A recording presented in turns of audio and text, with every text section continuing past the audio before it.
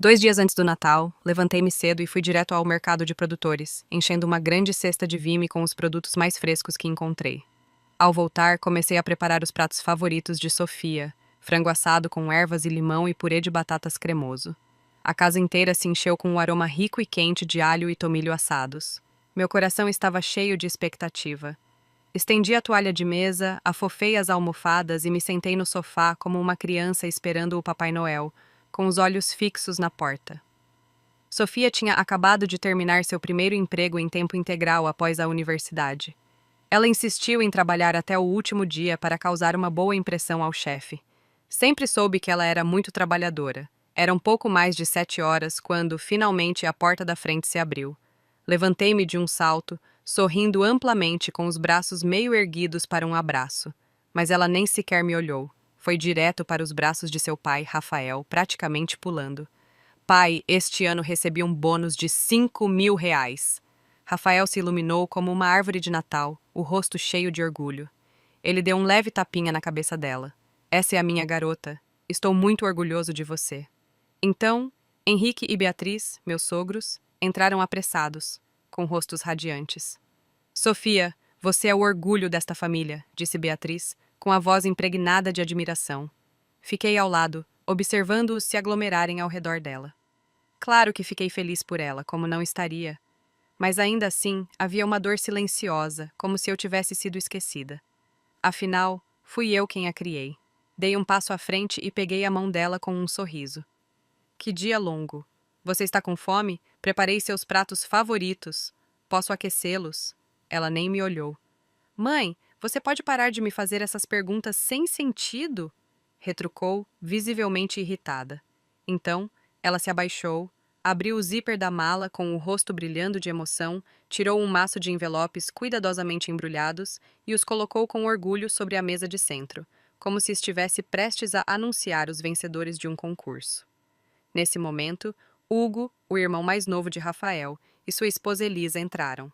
Seus olhos imediatamente se fixaram nos envelopes espalhados sobre a mesa de café. Nossa, Sofia, parece que você está se saindo muito bem, disse Hugo, genuinamente impressionado.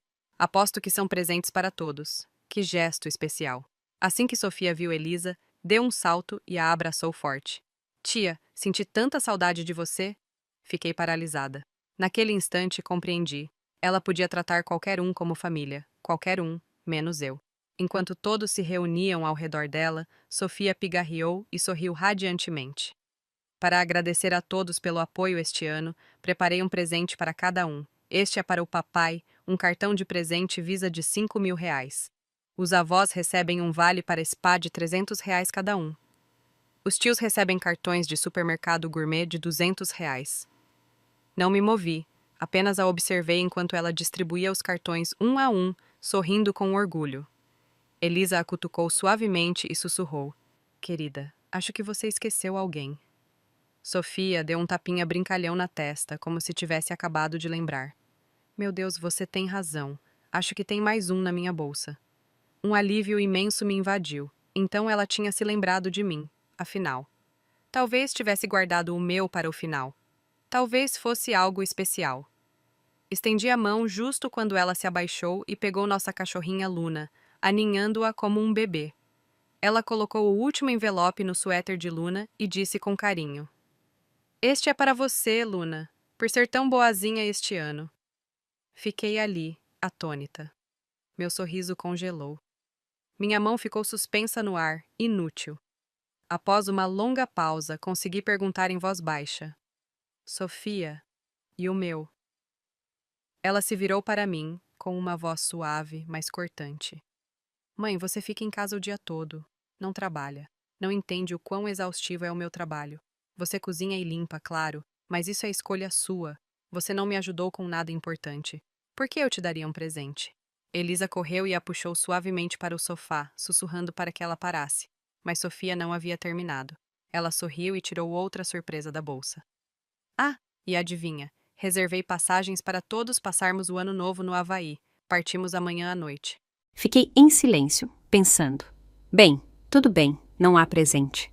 Pelo menos vamos viajar juntos. Talvez essa fosse a maneira dela de mostrar que se importava. Ela era minha filha. Quem guardaria rancor por algo assim? Comecei a verificar os envelopes com os outros procurando minha passagem, mas não consegui encontrar nenhuma. Olhei para ela, confusa, ela ergueu o queixo como se estivesse dando ordens. Mãe, você não vem? Preciso que você fique cuidando da Luna. Ela ficaria muito triste aqui sozinha e você é a pessoa perfeita para isso. Foi esse o momento em que algo dentro de mim se partiu. Para minha filha, eu não era nada, nem mesmo valia o preço de uma passagem de avião. A raiva subiu pelo meu peito. Balancei o braço e o prato de biscoitos que eu havia assado caiu no chão.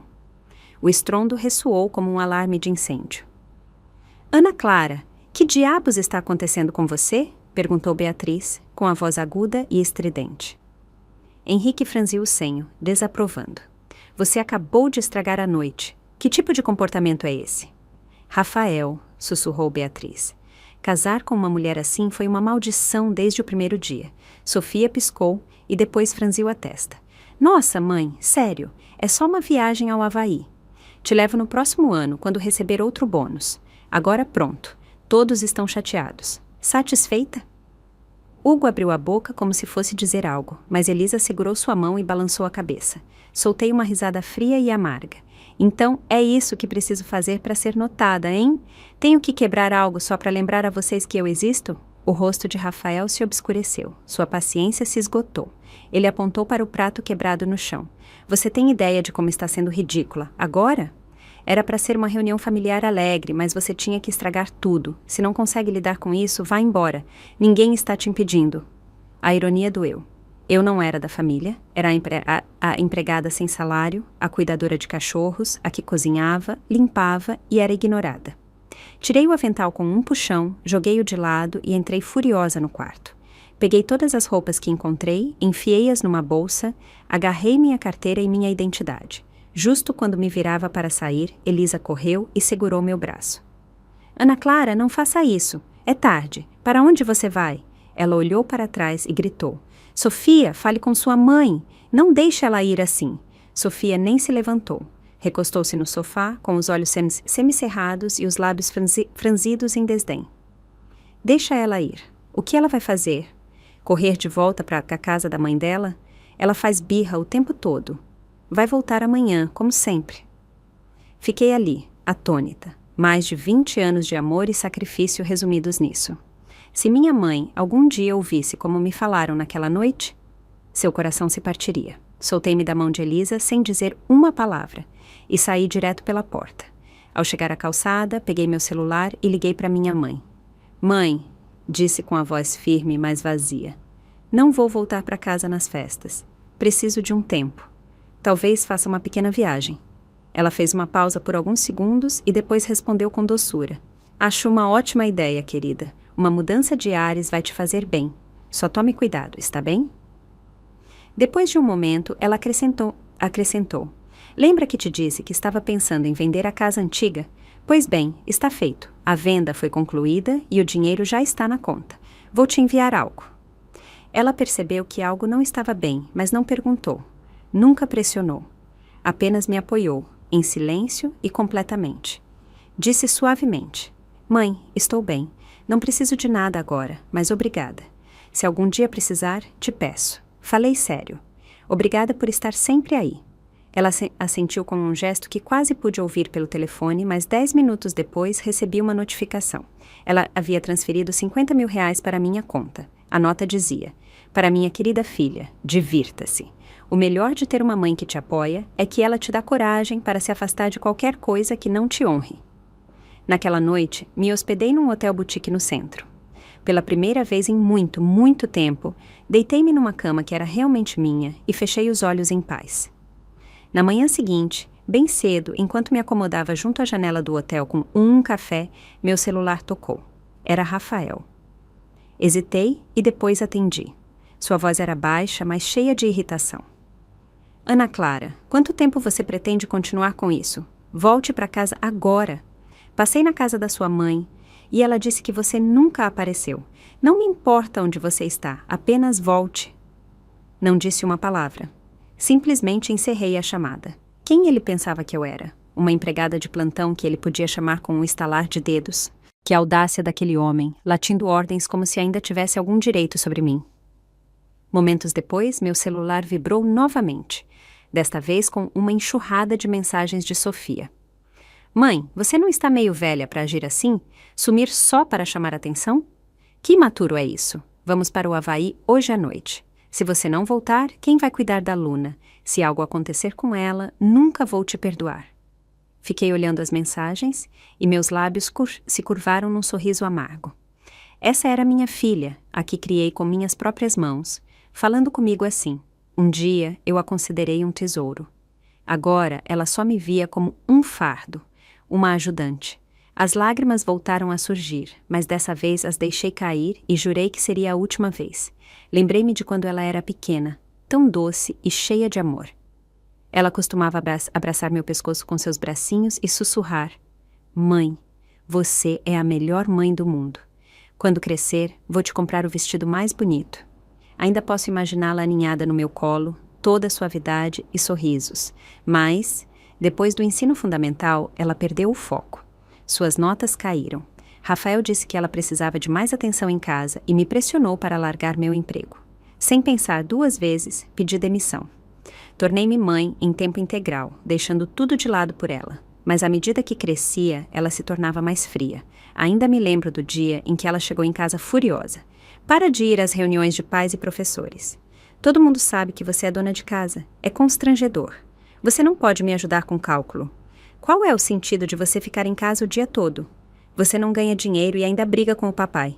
Uma vez após outra, eu me dizia, ela ainda é jovem. Um dia ela vai entender.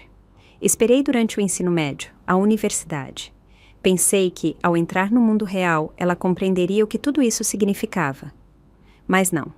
Isso foi o que recebi em troca. 20 anos de sacrifício silencioso e invisível. E agora eu estava lá aqui, olhando para uma filha que mal conseguia reconhecer. Naquela manhã de Ano Novo, ela enviou uma última série de mensagens. Parabéns! Você oficialmente arruinou os planos de todos. Saímos ao meio-dia. Não se incomode em voltar. Se não estiver em casa até lá, não espere mais ser minha mãe. Perfeito. Porque eu também estava prestes a deixar de ser a mãe dela. Abri meu e-mail e enviei a Rafael os papéis do divórcio finalizados, que eu vinha preparando discretamente. Uma linha no corpo do e-mail. Por favor, assine logo. Se recusar, seguirei para o tribunal. Depois, desliguei o celular, peguei minha mala e caminhei até o terminal do aeroporto. E assim, sem mais, embarquei num voo para a Islândia, uma terra de gelo e silêncio, para aproveitar as primeiras férias lúcidas da minha vida. Depois que Rafael recebeu os papéis do divórcio, o pânico o atingiu como um tijolo. Ele começou a me ligar repetidamente, só para encontrar a mesma mensagem de voz fria. O número que você discou não está disponível no momento. Ele andava de um lado para o outro no quarto, o rosto tenso de frustração. Sofia, por outro lado, permaneceu satisfeita e serena. Deu um tapinha no ombro dele, como se tivesse tudo sob controle. Pai, não se preocupe, é só a maneira dela de tentar nos fazer ceder. Manipulação clássica. Ela é dona de casa e não sai de casa há anos. Você acha mesmo que ela está se divorciando? Não vamos ceder. Deixe ela ficar aí por um tempo. Isso vai ensinar uma lição a ela. Vai mostrar quem manda aqui. Os pais de Rafael assentiram em concordância do outro lado da sala. Ela se acostumou demais a ser mimada, murmurou Beatriz. Divórcio, por favor. Que vida ela acha que terá sem você? Acrescentou Henrique com sarcasmo. E com isso, toda a família, alegremente, levou suas malas ao aeroporto, prontos para começar suas férias, como se nada tivesse acontecido. Naquela noite, Sofia postou uma foto do restaurante do hotel nas redes sociais. Taças de champanhe erguidas, sorrisos radiantes, todos aproveitando o brilho de férias familiares aparentemente perfeitas. Olhei a imagem e depois desliguei meu celular calmamente. Enquanto isso, eu estava sentada com um grupo de novos amigos, todos abrigados em casacos grossos, ao redor de uma fogueira crepitante. Flocos de neve caíam ao nosso redor e, acima, a aurora boreal dançava no céu islandês. Brindamos com nossas garrafas de cerveja e rimos, sem obrigações, sem papéis a desempenhar, apenas liberdade. O tipo de liberdade que eu não experimentava há 20 anos. Soltei uma risada silenciosa e sussurrei para mim mesma. Ser jovem é bom, mas ser livre é ainda melhor. Tirei algumas fotos da aurora e postei no Instagram com uma legenda simples. Parece um sonho. Você só tem uma vida, cuide-se. Em menos de 1 minuto, uma mensagem de voz de Sofia apareceu na minha caixa de entrada. Sua voz era aguda e furiosa. Como você pôde? Está usando o dinheiro do papai para viajar sozinha? Eu ralei o ano inteiro e mal economizei algo. Você se importa com a gente? Você é tão egoísta. Não escutei o resto. Simplesmente ignorei. Mas ela estava certa em uma coisa. Eu estava sendo egoísta e pela primeira vez na vida isso me fazia sentir bem. Respirar, viver nos meus próprios termos. Só lamentei não ter feito isso antes. Então, postei outra foto, minha passagem para um voo para a Noruega. A legenda tinha apenas 4 palavras.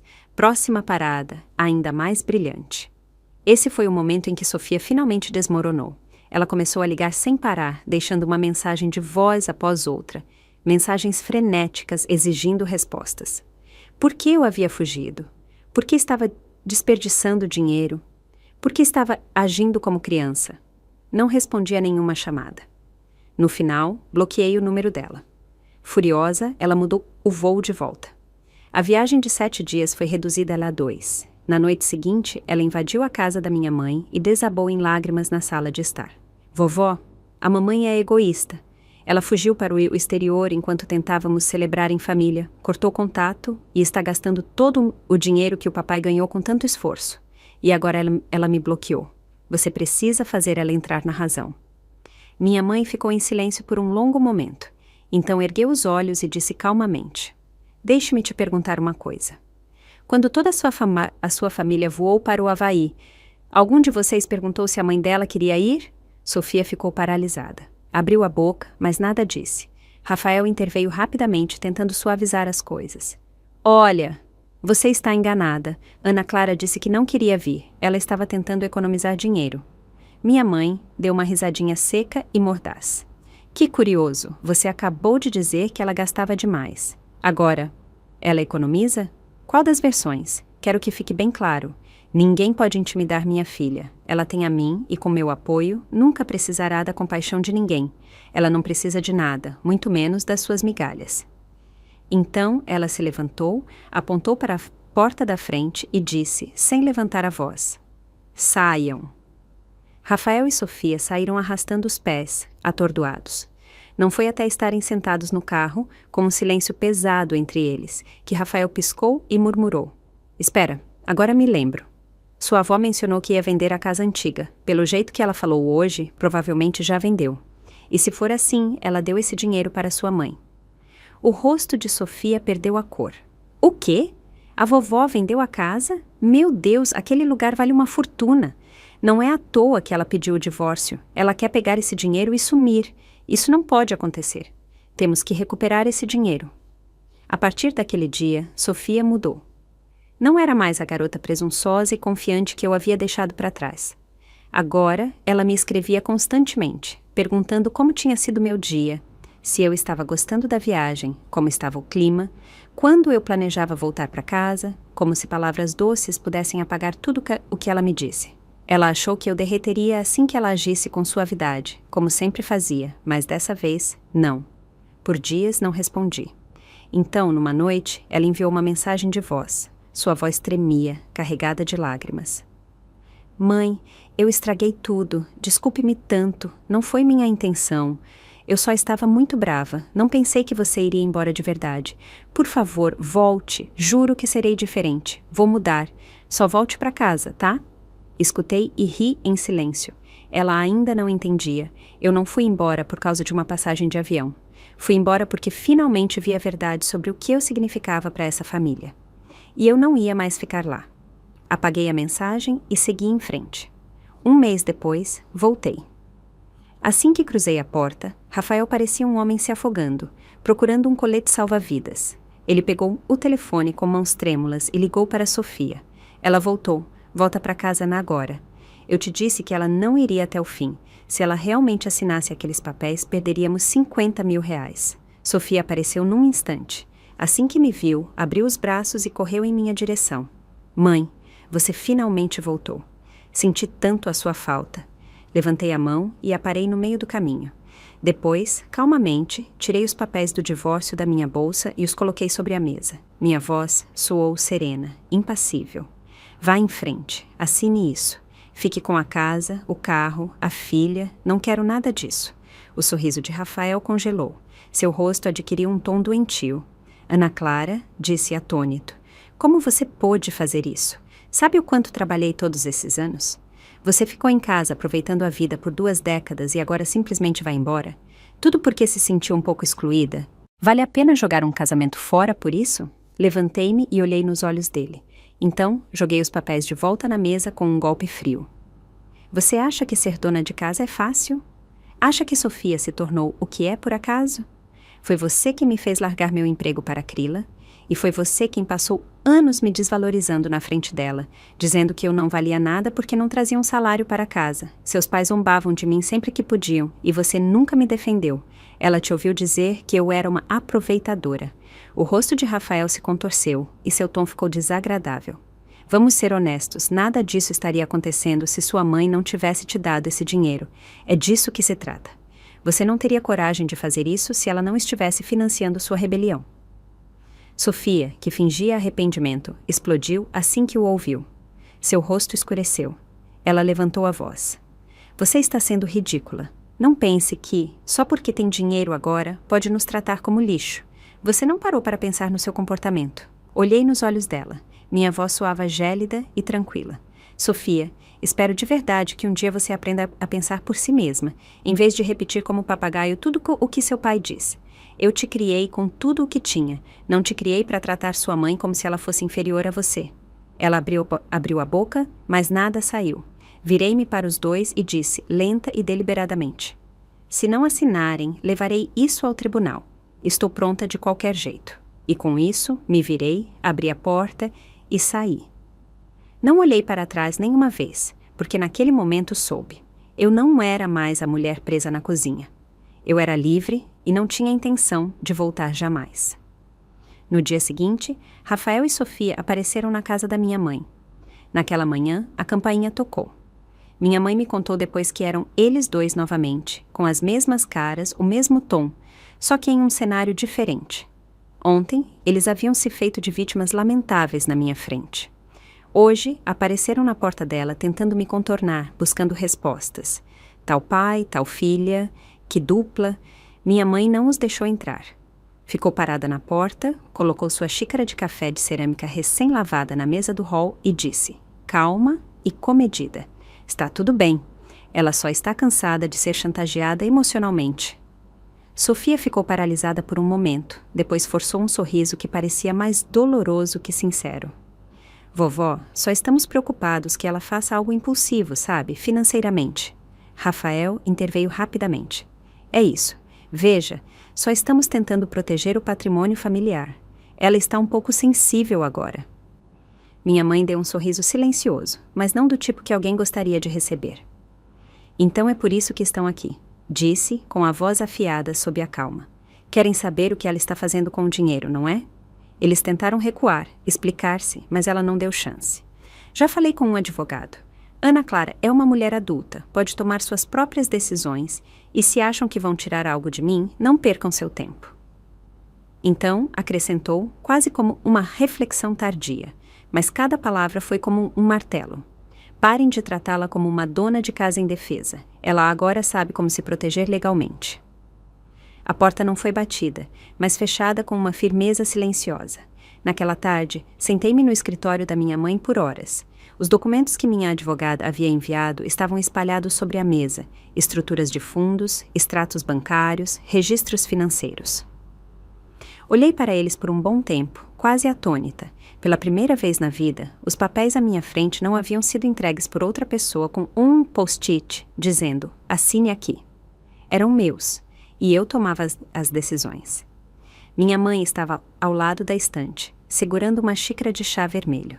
Sua voz era firme.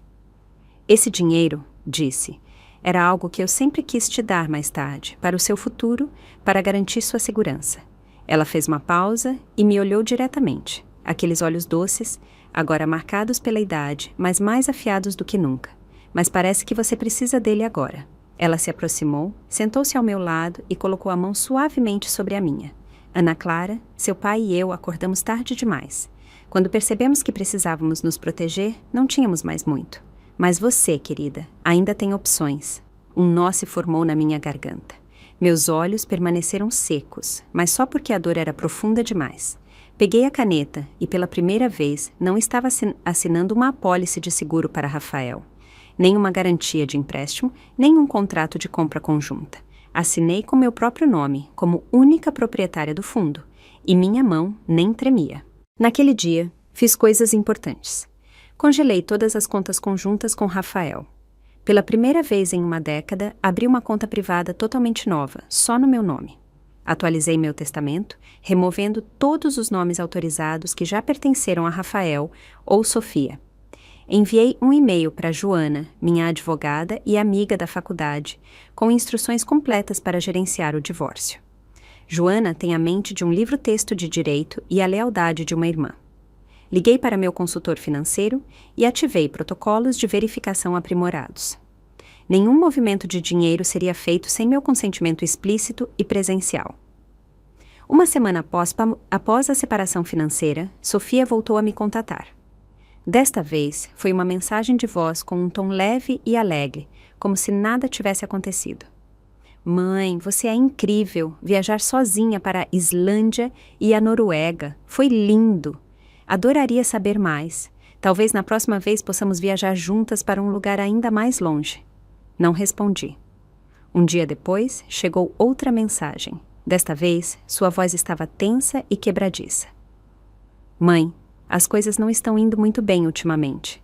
Houve demissões no trabalho e eu estava pensando, talvez pudesse ir para casa e ficar com você por um tempo.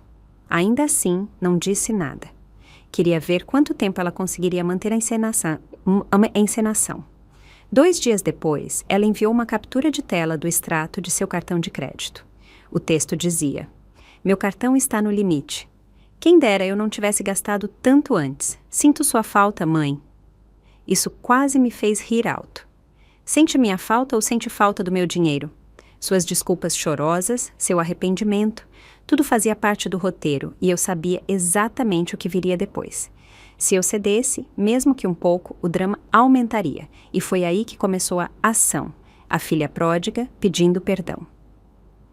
Ignorei de novo, mas desta vez instalei silenciosamente um software de gravação de chamadas e espelhamento de tela no meu celular. Porque, quando a fase das desculpas termina, começa a fase da manipulação, e eu não me deixaria ser pega desprevenida. No 5º dia, como esperado, ela ligou. Assim que atendi, sua voz já tremia de lágrimas. Mãe, eu realmente não aguento mais. Caí da escada hoje, bem na frente do meu prédio. Ninguém me ajudou. Estava lá, caída, sozinha, e tudo o que eu queria era te ligar. Não disse nada, apenas silêncio. Ela esperou um instante e depois mudou de assunto, com um tom mais tenso. Você mudou a senha do banco recentemente. Tentei verificar sua conta de luz ontem e não consegui entrar. Sorri discretamente, embora minha voz permanecesse calma. Atualizei a segurança da minha conta. O banco recomendou. Disseram que roubo de identidade está aumentando. A voz dela ficou mais aguda na hora. Mãe, eu não sou uma estranha. Sou sua filha. Você está mesmo protegendo sua conta de mim? Não discuti. Mantive-me firme. Se quer mesmo ajudar, envie os documentos que pedi no último mês, mas não toque na minha conta bancária novamente. Ela ficou em silêncio por alguns segundos. Depois, soltou uma risada amarga. Tá bom, então agora eu sou uma estranha, né? Não, respondi calmamente. Você se tornou uma no dia em que começou a me tratar como um caixa eletrônico. Ouviu-se um baque surdo. Ela havia batido o celular em algo. Então, como se a represa finalmente tivesse se rompido, ela explodiu. Você se acha superior a tudo, não é? Esse fundo não é só seu. Você viveu do dinheiro do papai a vida toda e agora quer ficar com tudo só porque se divorciou. Aí estava a verdade. Ela não queria perdão, queria um saldo, uma herança, o controle. Toquei na tela para ativar a gravação. Meu tom permaneceu comedido, cada palavra intencional. Sofia, você sabe que esta chamada está sendo gravada, né?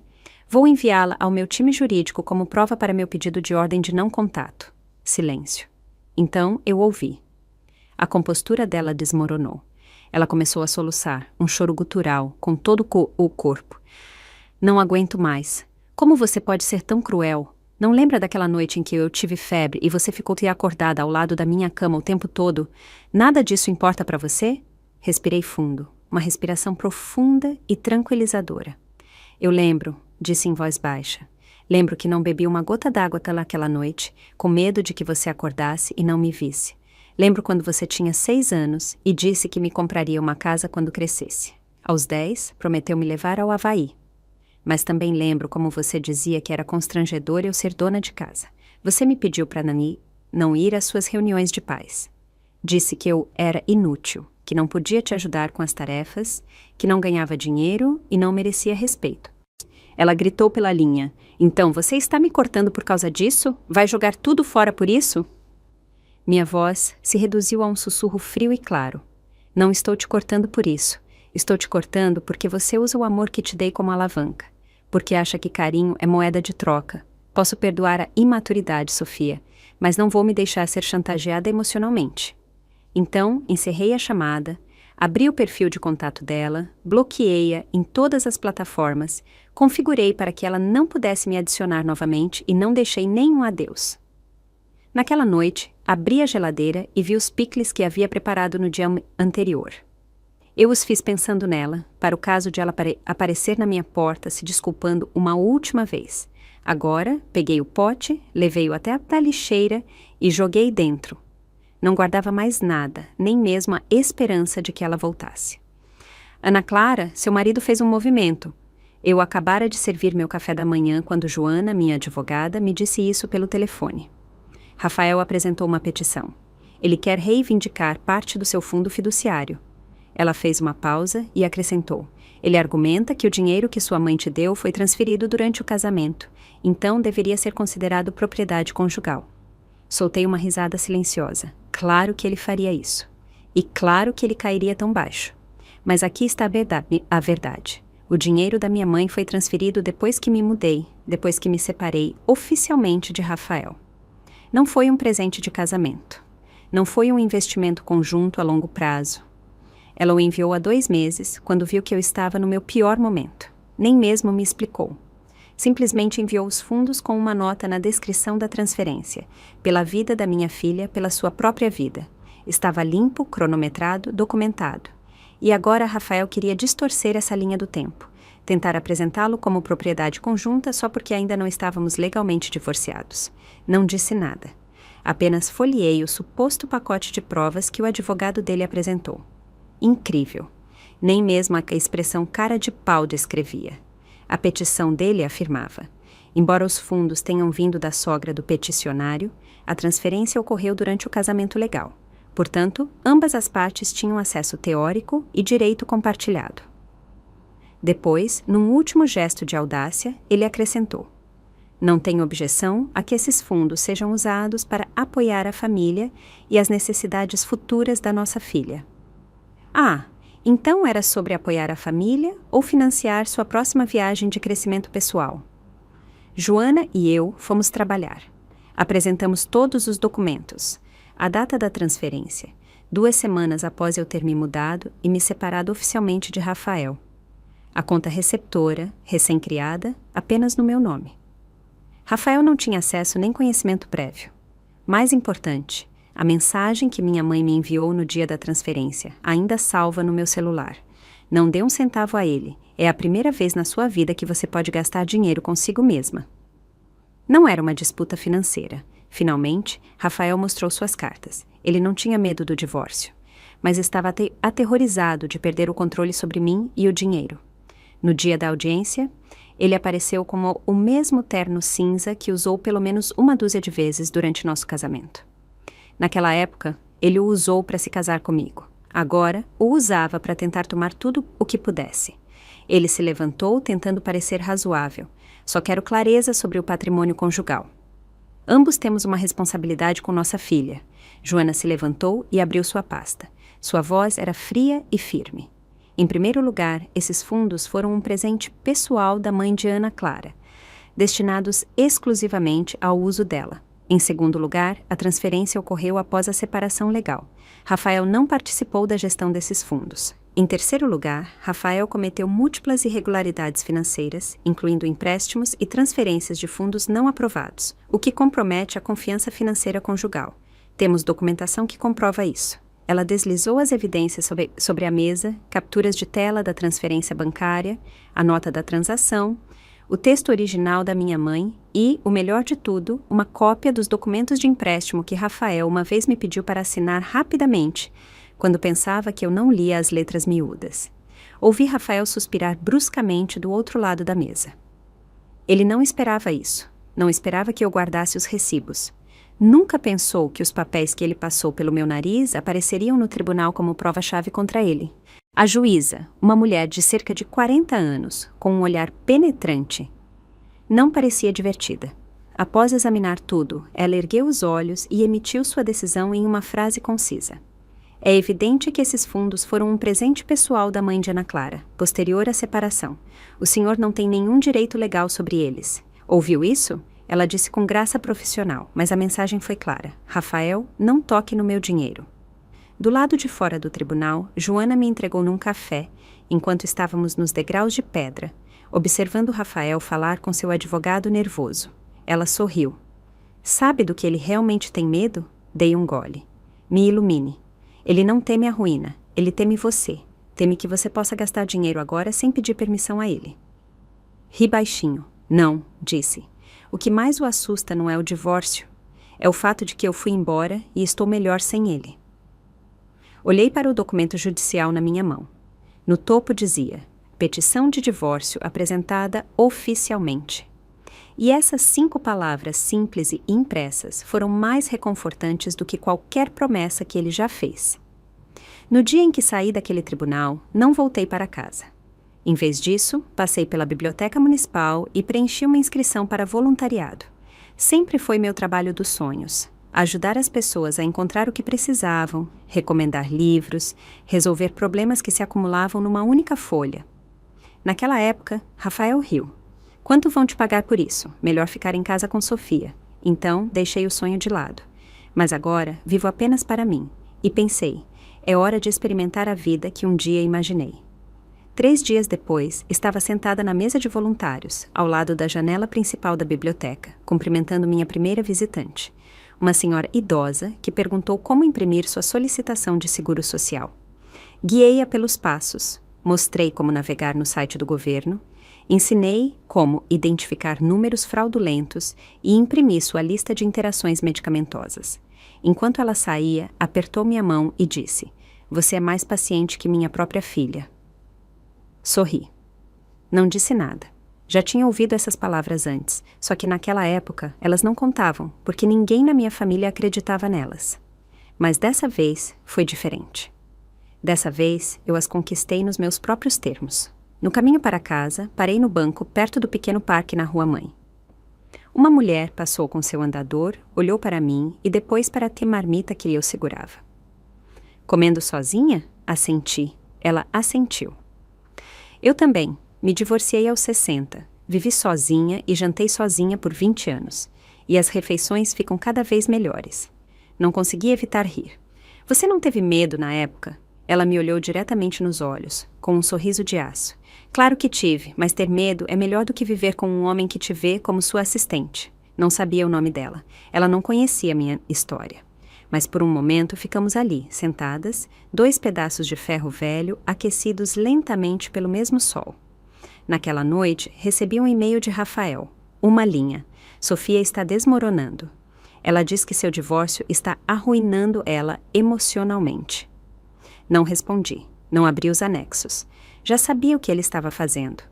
Tentando me fazer sentir culpa para voltar à submissão. Mas eu aprendi algo. Nem todas as filhas merecem perdão.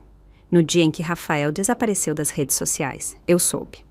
Ele finalmente aceitou a derrota. Mas o que eu não esperava era quantas outras derrotas ainda o aguardavam. Sem sua imagem cuidadosamente cultivada, os cumprimentos educados na igreja pararam. Aqueles que antes sorriam, agora se viravam. A simpatia social é frágil. Uma rajada e tudo desmorona. Então, Sua saúde começou a cobrar seu preço. A dor nas costas que ele ignorou por anos piorou. Não havia ninguém por perto para lembrá-lo de comer melhor ou tomar seus remédios. No final, ele foi discretamente removido do diretório da empresa. Mencionaram preocupações com crédito pessoal. Acontece que todos aqueles anos, usando-me como fiadora, misturando contas pessoais e de negócios, só funcionaram enquanto ele exibia a insígnia de um lar estável, com uma esposa compreensiva. Agora, nem os tribunais o aceitavam. Por que a diretoria o faria? Ele tentou recorrer a Sofia por ajuda, mas Sofia tinha seus próprios problemas. Após perder o emprego, ela lançou um serviço de coaching de empoderamento feminino, ensinando outras mulheres a viver com confiança e independência. A ironia é que ela nunca descobriu isso por si mesma. Seu ex-noivo ficou noivo uma semana após o término. Ela desmoronou, gravou um vídeo chorando e postou online. Mas sua história triste não era sobre um amor perdido, era sobre mim. Como minha mãe pôde me abandonar assim? Ninguém comprou.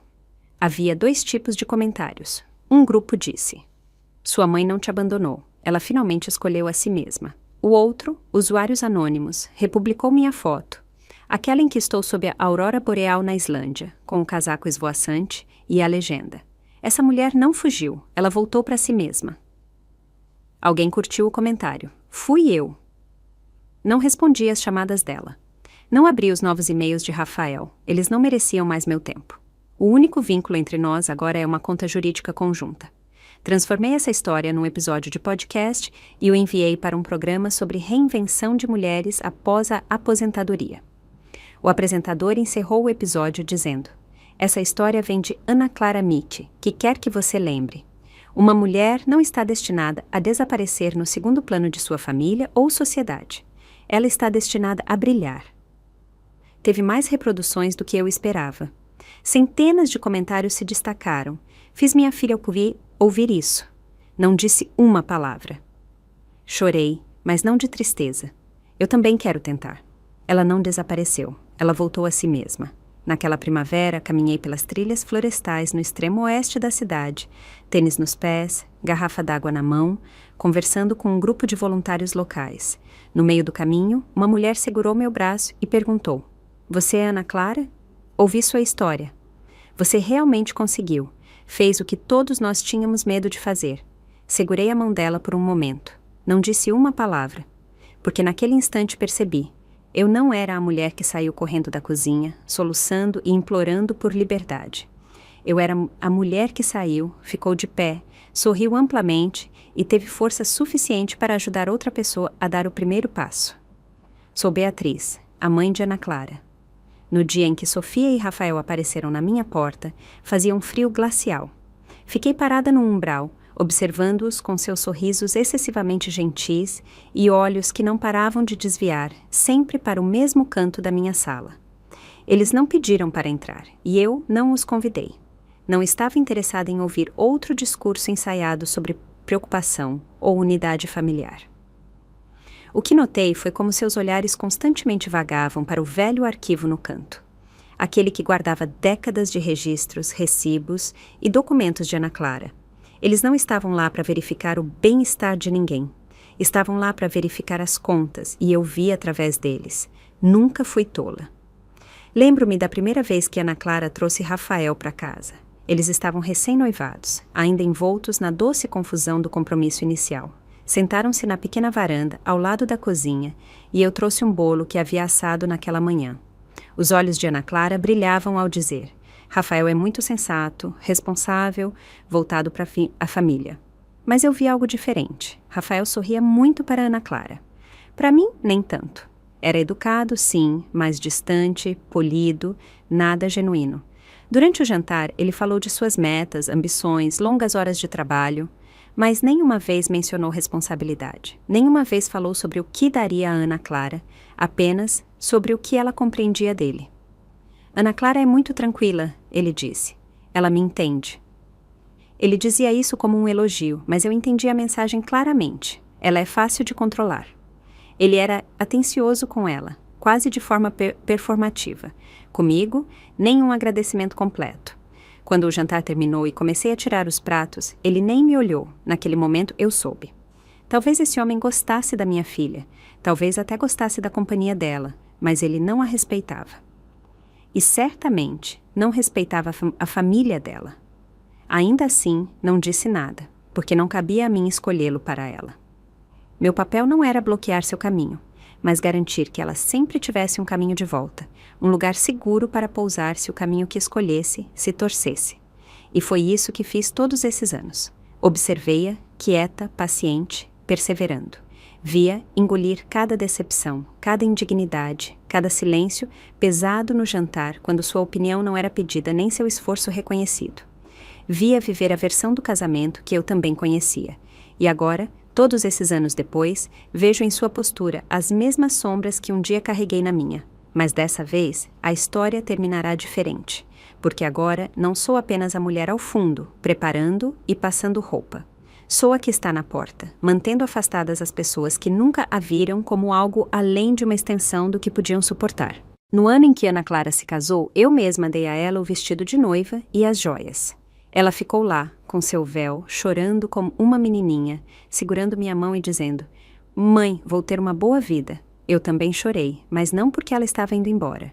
Chorei porque no fundo já ouvia uma voz sussurrando: "Ela vai sofrer mais cedo ou mais tarde." Depois que ela se mudou com Rafael, eu aparecia de vez em quando para ajudar com o bebê e as refeições. Ela tinha acabado de dar à luz Sofia. Estava exausta, mal conseguia terminar uma frase sem adormecer. Rafael era educado comigo, aparentemente, mas sua cortesia sempre tinha um tom, como se eu fosse uma visita que abusava da hospitalidade. Lembro-me de uma vez, durante o jantar, comentei casualmente: "A tosse de Sofia pode melhorar se você aplicar uma compressa quente à noite." Rafael, sem nem levantar os olhos, respondeu secamente: "É um problema comum, sempre passa, não precisa se preocupar." Em outra ocasião, Ana Clara mencionou que estava pensando em procurar um emprego de meio período. Antes que ela terminasse, Rafael a interrompeu: "Seu corpo não é mais o mesmo. Não seria melhor ficar em casa descansando?" E então teve o dia em que ele brincou durante o jantar. "Não é natural que a Beatriz ajude com o bebê, não é como se ela estivesse trabalhando." Ele riu como se fosse nada, mas para mim soou como chumbo. Não disse nada, porque sabia exatamente o que via. Não um homem descuidado com suas palavras, mas um homem habilidoso no controle. Um momento que nunca esquecerei. Eu estava na cozinha, lavando pratos. Sofia entrou correndo, chorando e pedindo chocolate. Eu disse com carinho: "Você pode comer depois do jantar." Ela gritou: "Por que eu deveria te ouvir? O papai diz que você é só a empregada." Ana Clara ouviu. Vi sua expressão congelar, mas tudo o que ela fez foi se aproximar e sussurrar: "Mãe, desculpe-me, vou falar com ela." Ela não falava sério, e isso foi o que partiu meu coração. Não as palavras da criança, mas como minha filha aprendeu a se desculpar por todos, menos por si mesma. Como aprendeu a carregar o peso do comportamento alheio como se fosse dela. Ela nunca levantou a voz para Rafael, nunca confrontou os pais dele. Engoliu a dor, sorriu apesar do sofrimento e tratou a injustiça como parte do contrato de casamento. Rafael nunca lavava pratos, nunca trocava fraldas. Nas raras ocasiões em que pegava uma vassoura, era aclamado como o marido perfeito. Ana Clara, enquanto isso, tornou-se o trabalho não remunerado do lar, sem folgas, sem compensação, sem reconhecimento.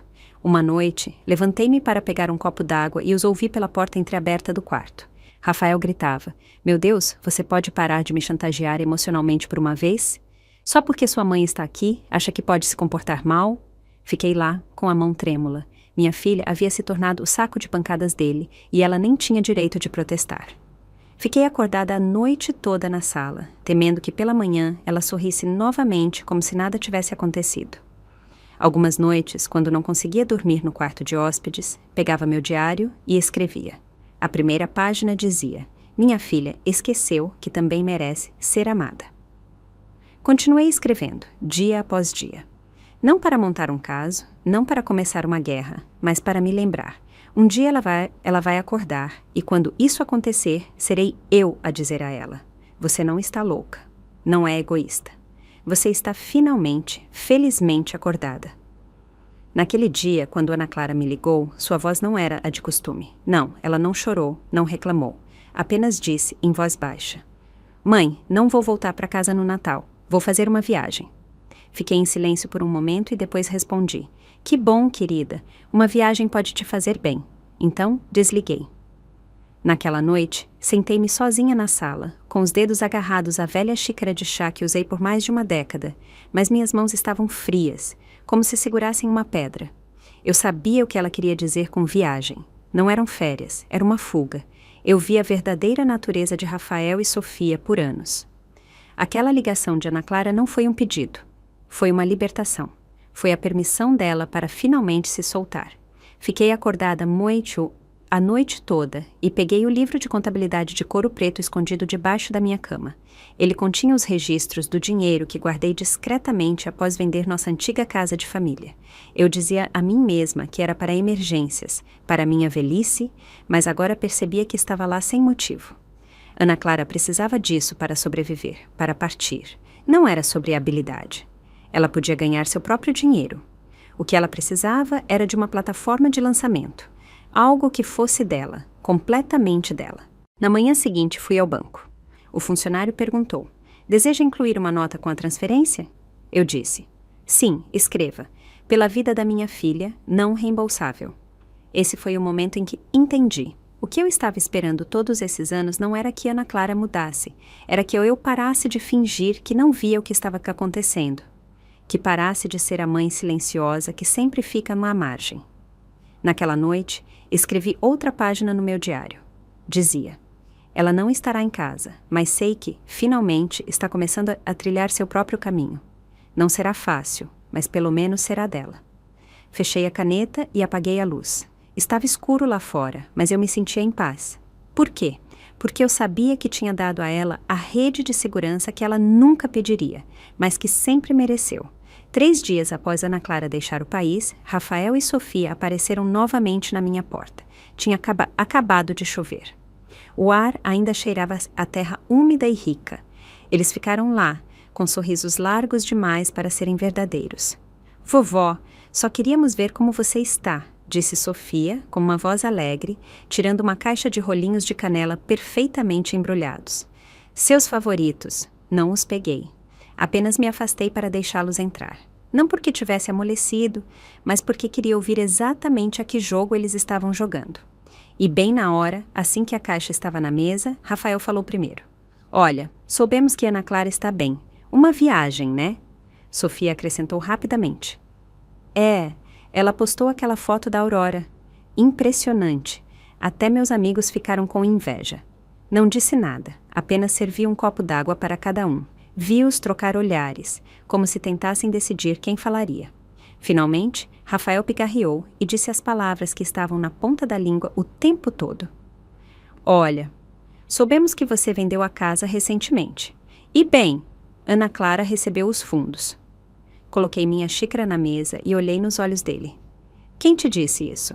Rafael deu uma risadinha envergonhada. Ah, nada demais. Só algo que ouvimos. Pensamos que talvez Ana Clara esteja sob muita pressão para gerenciar isso sozinha, então nos perguntamos se... Eu o interrompi. Se o quê? Sofia se inclinou com um sorriso. Se pudéssemos ajudá-la a administrar. Somos mais jovens, entendemos melhor de investimentos. Podemos ajudá-la a esticar as finanças. Sorri, mas não era um sorriso caloroso. Era fino, como a primeira camada de gelo sobre um lago de inverno. Transparente, delicado e afiado o suficiente para cortar. Vocês dois sabem que eu dei esse dinheiro a ela, não é? Disse lentamente. Eles se olharam, subitamente inseguros. Acham que sou uma velha tola que entrega dinheiro quando alguém chora ou sorri? Minha filha conquistou esse dinheiro a duras penas, sobrevivendo. Nenhum de vocês tocará um centavo. O sorriso de Rafael desapareceu. Sua boca se torceu, como se ainda quisesse salvar a conversa. Olha, isso é só um mal-entendido. Nós não... Eu disse com frieza. Não há mal-entendido. Eu ouvi como você tratou minha filha, como a desperdiçou, como gastou o dinheiro dela e ainda teve a audácia de repreendê-la como uma criança.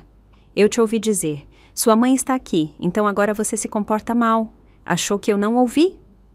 Sofia levantou-se de um salto e bateu na mesa. Você está tentando sabotar nosso casamento. Minha mãe nunca disse nada de ruim sobre você. Soltei uma risada amarga. Claro que não, ela te protegeu, mas eu não. Agora, só protejo ela. Caminhei até a porta e a abri. Já disse o que vim dizer. Não vão tocar nesse dinheiro. E se algum de vocês aparecer aqui de novo, chamo a polícia. Não pensem que idade é sinônimo de fraqueza. Sei exatamente do que sou capaz. Eles ficaram paralisados no umbral, atordoados. Rafael foi o primeiro a se virar, com a mandíbula apertada. Sofia me lançou um olhar fulminante que poderia ter causado um incêndio e o seguiu. Fechei a porta e, quando a tranca clicou, exalei longa, lenta e firmemente. Eu temia que Ana Clara voltasse a ser arrastada. Ela sempre foi gentil, sempre disposta a ceder, a fazer acordos no último segundo. Mas, após aquela conversa no escritório dela, eu vi. Ela havia mudado. Não era mais a mulher que costumava ser. Alguns dias depois, entrei escondida na audiência dela. Sentei-me na última fileira, oculta atrás de uma coluna, observando-a com um terno impecável, de pé, ao lado da mesa dos demandantes. Ela não chorou, não se abalou quando o advogado de Rafael tentou distorcer os fatos, fazer perguntas para confundir e encurralar. Ana Clara respondeu com clareza e calma. Sua voz era firme, seu olhar seguro. Ela não era mais a mulher que engolia a dor. Era algo mais agora, como uma espada que foi afiada lentamente a cada ano que permaneceu em silêncio. E naquele dia, diante de todos, ela finalmente a ergueu e se libertou. Meus olhos se encheram de lágrimas, não de tristeza, mas de orgulho. Após a audiência, sentei-me do lado de fora, num banco de metal frio, por 30 minutos, deixando o vento bater no meu rosto. Percebi que não estava esperando que ela ganhasse o caso. Estava esperando que ela ganhasse sozinha, sem se desculpar, sem se encolher. Naquela noite, ela me enviou uma mensagem de voz. Havia vento ao fundo enquanto ela dizia, em voz baixa: "Mãe, não se preocupe comigo, já estou bem." Fiquei olhando aquela mensagem por um tempo. Sorri, apesar da dor no peito. Na manhã seguinte, caminhei até o centro de idosos da cidade. Era um lugar por onde passei centenas de vezes, mas nunca entrei. Sempre me disse que precisava ficar em casa, caso Ana Clara precisasse de mim. Mas agora, eu sabia. Ela não precisava de uma mãe esperando nos bastidores.